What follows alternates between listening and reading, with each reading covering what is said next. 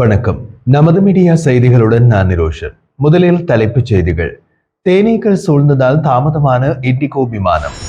இந்திய கடற்படைக்காக நீர்மூழ்கி கப்பல் எதிர்ப்பு ஏவுகணை சோதனை வெற்றி.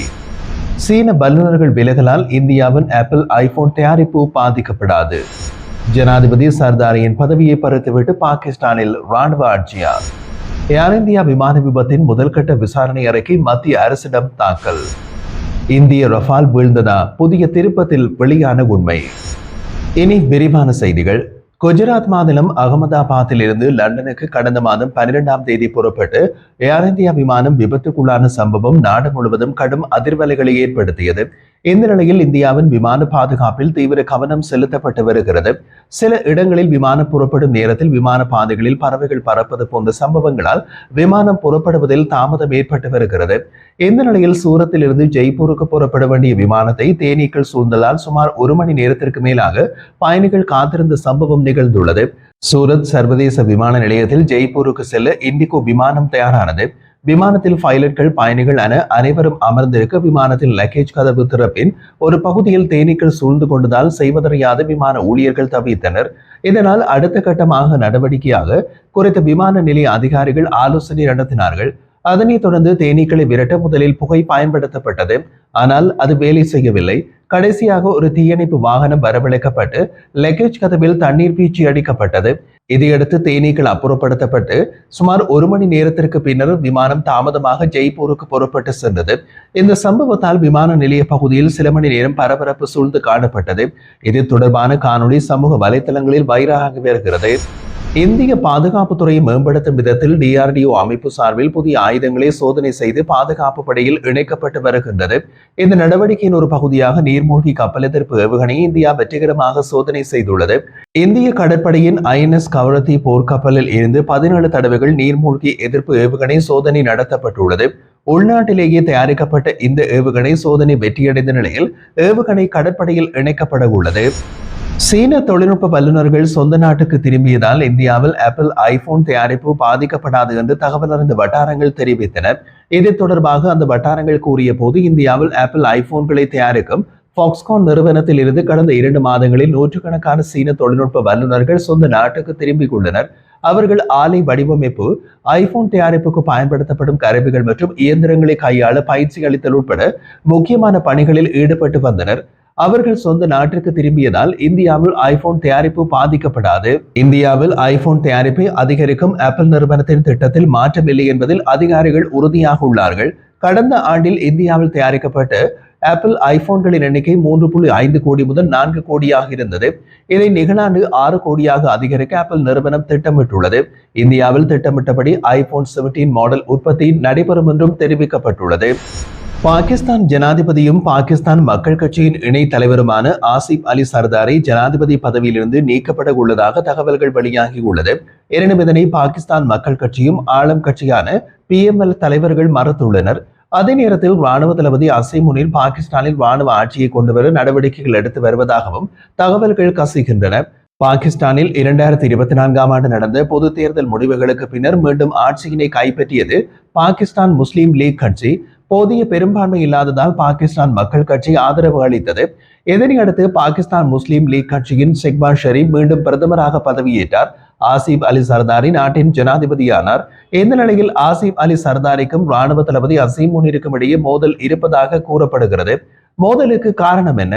தேர்ந்தெடுக்கப்பட்ட அரசுக்கு உள்ள அதிகாரத்தை விட ராணுவத்திற்கு அதிக அதிகாரத்தை பெற அசீம் முனீர் முயல்வதாகவும் அதற்கு மறைமுக கட்டுப்பாடுகளை விதிக்கும் நடவடிக்கைகளை ஆசிப் அலி சர்தாரி எடுப்பதாகவும் கூறப்படுகிறது.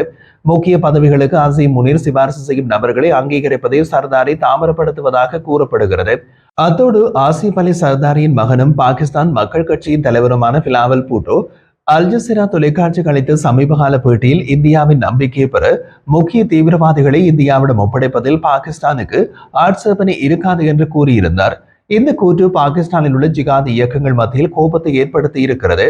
ஜிகாதி இயக்கங்களுடன் நல்ல தொடர்பில் உள்ள ராணுவ தளபதியின் கோபத்திற்கு இது ஒரு காரணம் என்றும் கூறப்படுகிறது. இவை ஒருபுறம் இருக்க சமீபகால உச்ச நீதிமன்ற அரசியலமைப்பு அமர்வு அளித்த சமீபகால தீர்ப்பின் காரணமாக ஆளும் கட்சியின் பலம் தேசிய அவையில் 218 இருந்து 235 அதிகரித்துள்ளது. இதன் மூலம் அந்த கட்சி தனி பெரும்பான்மையினை பெற்றுள்ளது. எனவே பிபிபியின் ஆதரவு தேவை இல்லை என்ற நிலை உருவாகி இருப்பதும் சர்தாரை நீக்கத்திற்கு காரணம் என்று கூறப்படுகிறது. எனினும் பிபிபி கட்சியின் பொதுச் செயலாளர் ஹுசைன் புகாரி இதனை திட்டவட்டமாக மறுத்துள்ளார். அது பற்றி அவர் கூறிய போது, பிபிபி கட்சியின் ஆதரவு இல்லாமல் அரசாங்கம் செயல்பட முடியாது. ஜனாதிபதி சர்தாரிக்கு எதிராக ஊடகங்களில் வெளியாகும் செய்திகளில் உண்மையில்லை. ஜனாதிபதி சர்தாரை நீக்கப்பட இருப்பதாக கூறுபவர்கள் அரசியலமைப்பு மற்றும் சட்டம் குறித்த புரிதல் இல்லாதவர்கள் என்று அவர் விமர்சித்துள்ளார்.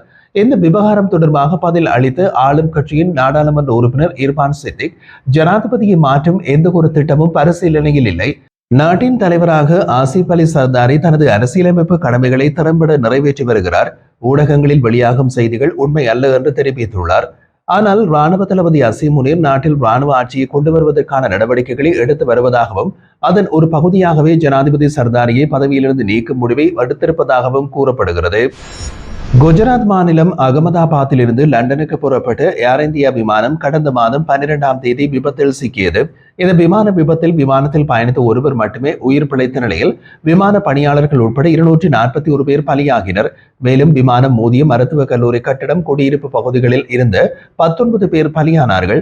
இந்த விபத்துக்கான காரணம் குறித்து விசாரணை நடத்த விமான விபத்து உளவுத்துறை பணியகத்திற்கு மத்திய சிவில் போக்குவரத்து அமைச்சம் உத்தரவிட்டிருந்தது.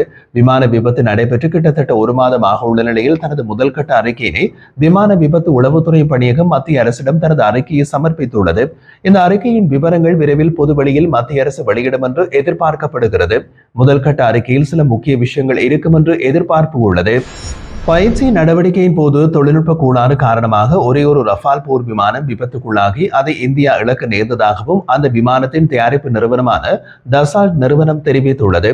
இந்தியாவுடனான ராணுவ மோதலின் போது எந்த ஒரு ரஃபால் போர் விமானத்தையும் பாகிஸ்தான் சுட்டு வீழ்த்தவில்லை என்றும் பிரான்சின் டசால்ட் நிறுவனம் தெரிவித்துள்ளது. கடந்த ஏப்ரல் 22ஆம் தேதி ஜம்மு காஷ்மீரின் பகல்காம் பகுதியில் சுற்றுலா பயணிகள் மீது தீவிரவாதிகள் நடத்திய தாக்குதலில் 26 பேர் உயிரிழந்தனர். இந்த தாக்குதலில் பாகிஸ்தானுக்கு தொடர்பு இருப்பதாக குற்றம் சாட்டிய இந்தியா ஆபரேஷன் சிந்தூர் என்ற பெயரில் தீவிரவாத உள்கட்டமைப்புகள் மீது தாக்குதல் நடத்தியது.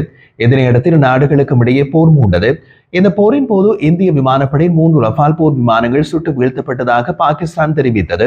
இந்த தகவலை இந்தியா திட்டவட்டமாக மறுத்தது.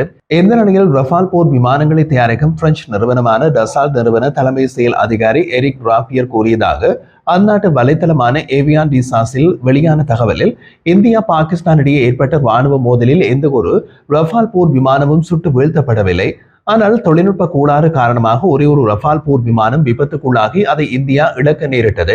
நீடிக்கப்பட்ட பயிற்சி நடவடிக்கையின் போது 39,000 அடிக்கும் அதிகமான உயரத்தில் அந்த சம்பவம் நடைபெற்றது. அதில் பாகிஸ்தானுக்கு எந்த தொடர்பும் இல்லை. இந்த சம்பவம் தொடர்பாக விசாரணைகள் மேற்கொள்ளப்பட்டு வருகிறது. 3 ரஃபால் விமானங்கள் சுட்டு வீழ்த்தப்பட்டதாக பாகிஸ்தான் கூறும் தகவல் தவறானது, அடிப்படை ஆதாரமற்றது என்று அவர் தெரிவித்ததாக கூறப்பட்டுள்ளது.